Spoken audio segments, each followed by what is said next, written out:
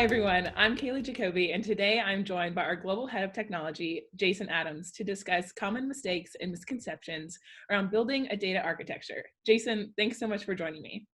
Hey, Kaylee. Great, glad to be here. Thanks for having me on.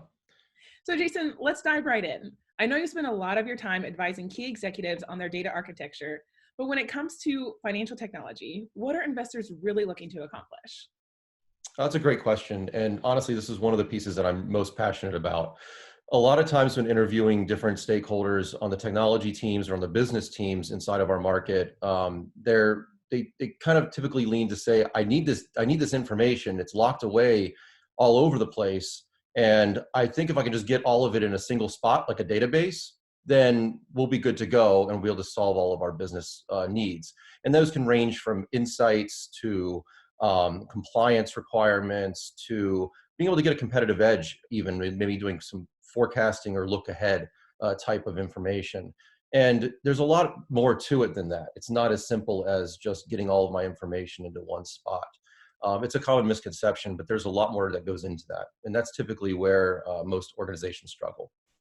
Okay, so walk me through it. What are the critical pieces to producing an effective and scalable data architecture? Great question, Kaylee. And let me go ahead and share a quick fundamental visual here that helps give a lay of the land in terms of when we talk about data management, what critical components are really essential. Okay. Now, most times, organizations and firms really focus on two of the six pillars here, or puzzle pieces that you see in this visual. They focus on the data warehouse and they focus on the BI or business intelligence layer. That's the yellow and the purple puzzle piece here on this visualization. But the rest is typically overlooked. And in reality, there's some really critical pieces here that have grave implications when you select them. So let's start at the beginning in terms of how are we going to ingest this highly variable data? This is extremely important in our industry. This is what technologies are you going to use to work with legacy data that might be locked away in files like Excel spreadsheets, emails, very disparate data that might be in unstructured PDF documents, as well as more modern applications in terms of cloud applications that you want to interface with at the API layer. You have to get all of that information. You have to make sure you have the ultimate flexibility in that ingestion side of this puzzle in order to bring the data into your solution. The second one, and a common misconception as well, and what I've seen in the industry is used interchangeably, but they're fundamentally different, is the data lake versus the data warehouse. Mhm. Ultimately, a data lake is how you're dealing with that unstructured data. It's data that we haven't really defined yet. Say you want to bring in sensor data from an IoT devices. If you're a power plant, you want to see what's coming in terms of power production, or maybe you're operating a toll road as an infrastructure asset and you want to see what the traffic patterns are like for a given amount of time.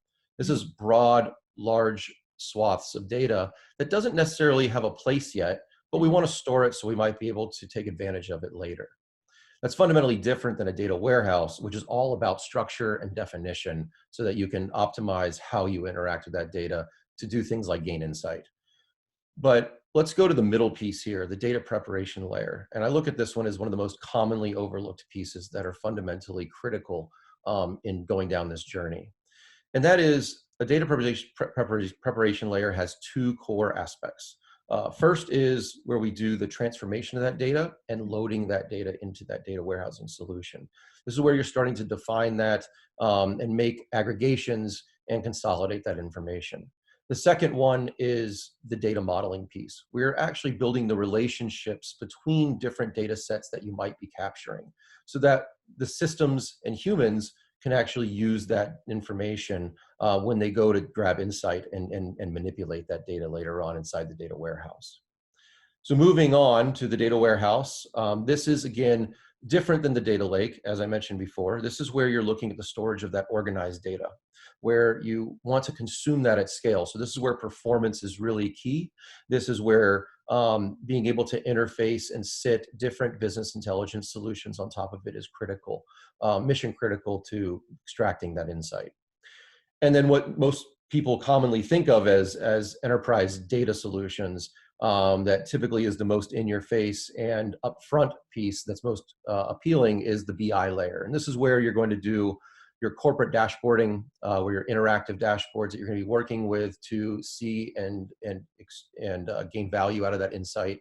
It's also where you're going to do corporate reporting, where as a fundamental piece of our business still, whether it's GPs working with LPs, whether it's prescriptive reporting to reporting bodies for compliance purposes, there's always going to be the use case where there's a prescriptive format. We want to get the most current data into it, and then we want to distribute it in common formats that are acceptable in the industry, such as Office Suite or PDF files or flat files such as CSV files. But the third piece, which is becoming more and more prevalent, is the ad hoc data analysis. And this is really critical because when you're working through ad hoc data analysis, the importance here is having an intuitive user interface that allows not just data analysts and not just data modelers to go in and build, from a technology side, compelling visualizations of data for the rest of the business. We're actually leaning in and moving as an industry more towards empowering the business user to drive their own insights and really explore that data themselves to generate advantages in the corporate landscape. And then finally, the last layer, which is just as important as the first, is now that you've added value, you've collected the data, you've modeled the data, you've done your aggregations, and you've optimized it, and you have your insights.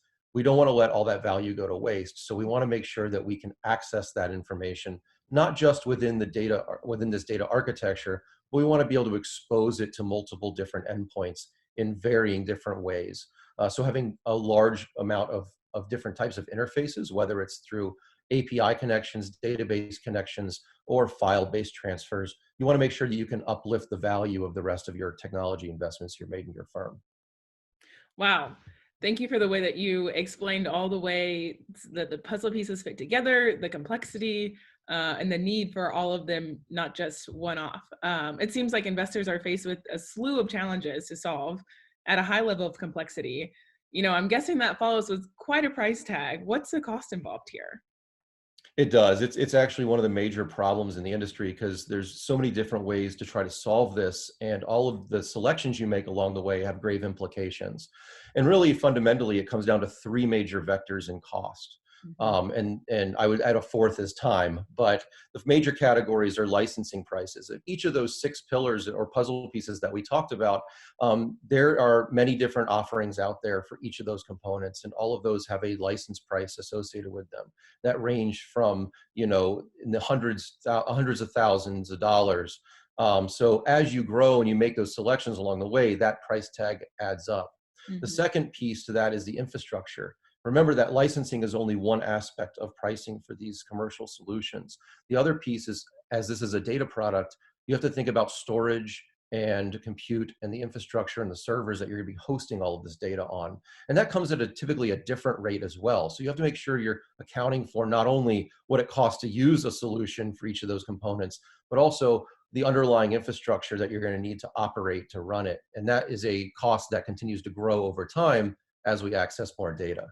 And then the final piece is, of course, the individual talent that you're going to have in-house in order to operate a data solution. And this ranges all the way from data analysts on the front end that can help configure the dashboards and the reports and the things that are going to extract the insight, but also the technical teams, things like program managers, product managers to help, go between the business and the technology teams. You're going to have database architects, database engineers. You're going to have data modelers. And the list gets longer and longer as you go down looking at that full solution. So what we typically see, and in my conversations with other CIOs and CTOs in the business, on average, these solutions take anywhere between 18 months to 2 years to realize the first initial value, and typically about 4 years in total before everything is really up and running globally across the business. And in that time, you're typically going to see somewhere between $3 and $6 million in just that first phase of 18 months to get up and running, with a cost of around 15 to $20 million potentially, until you really get that working across the business. Wow. So after understanding the pieces involved, how much it costs, the level of complexity here and the value that it adds to a business. Jason, tell me why investors should care right now. What is the urgency to implement technology today? That's a great question. And I attribute it to we're a data-driven world, right? But let's take a look at the objectives that we're trying to get to first. And I always like to start with the objectives. We don't want to just have grand new technologies for the sake of having technology. It's really have to be driving a business solution and solving a business problem. And ultimately, our customers are now expanding themselves into different asset classes that they don't have experience in. They're broadening the amount of data that they need. And with access to other technologies, you're looking for additional transparency. So the level of granularity of the information that you're receiving, whereas it used to might have been monthly or quarterly before, now we're seeing it down to minute intervals, where we actually want to see what those revenues are at a given point in time to help us ultimately move forward in the future to do better forecasting and reach out into what could potentially influence the not only the scale of the business but the competitive advantage of the business by having access to all of that data that's been previously locked up and inaccessible. So, Jason, that all sounds really complex given the critical pieces involved and the potential cost. Tell me, how does Mercatus influence this landscape? It's a great question, Kaylee. And having a data solution for all six of those major components is a task all on its own. Mhm. But at the end of the day, whether you've collected your data, you stored your data, and now you can take a look at that data and extract insight, I still feel like there's an area to add significant amount of value. At the end of the day, we're looking at business users. We want to make sure that the businesses can interface and influence that data, not just look at it. Mhm. So that's where really we're focused. We're focused on bringing a modern application layer to sit on top of that enterprise data solution that allows those business users to manipulate that data, to interact with that data, and to derive additional information based on all of it. Mhm. So fundamentally, we feel that there really only needs to be one price tag, one cohesive, unified solution that is built for the financial space that accounts for the flexibility that's necessary to bring data in and to get data out. And ultimately, that's where we're focused in our innovation. I love that. I love the way that you just simplified it and explained one solution, data in, data out, what you need, and how to run your business more efficiently. I'm curious to hear from anyone else tuning in. What are the challenges that you're facing when it comes to technology, and how are you finding solutions to those problems? If you're interested in furthering this conversation, feel free to reach out to Jason directly, or you can find additional insight on our website at gomercatus.com. Jason, thank you so much for joining me today. It's been a pleasure. Thanks, Kaylee. Thanks. Cheers, everyone.